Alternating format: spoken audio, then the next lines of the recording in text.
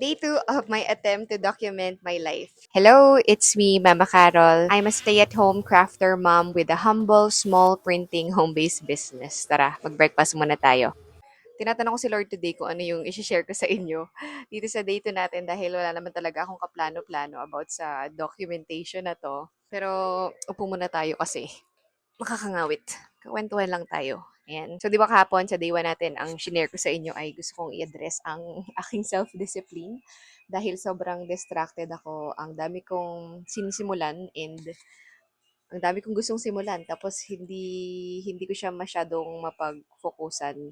Isang struggle ko is pagiging inconsistent. So, I think ano din siya, connected din siya dun sa pagiging distracted ko and yung discipline na kailangan ko. So, isang reason din yun. Kaya hindi tayo nagiging consistent dun sa mga bagay na ginagawa natin. Kagaya na lang ito, pag-upload ng mga videos and yung paggawa ng mga contents and kahit dun sa mga bagay na ginagawa ko sa business, ang inconsistent ko. So kanina tinry kong i-upload sa IG yung day 1 natin and alam nyo, nag-browse ako dun sa IG ko and nakita ko yung mga old pictures ko kasi before ako magkaroon ng small printing business and a stay-at-home mom, actually, before ako mga kay second baby ko is ESL teacher tayo. Tapos, ayun, ito yung mga nakita ko sobrang discipline ko dati nung nagtuturo pa ako.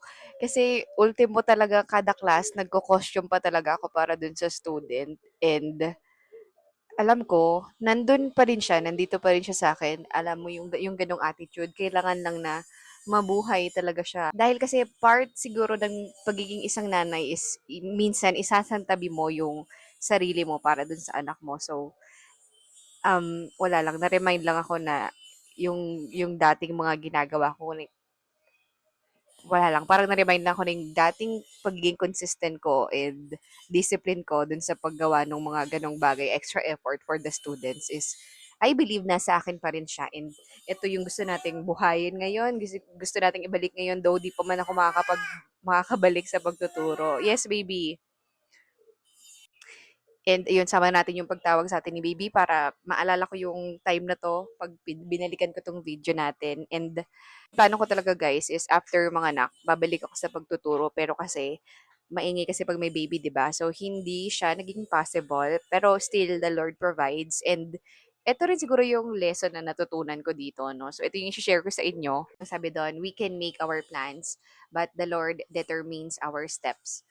So I think yun na yung confirmation na kailangan ko. And starting this documentation thing, hindi ko rin alam kung ano ang mangyayari sa mga susunod na panahon.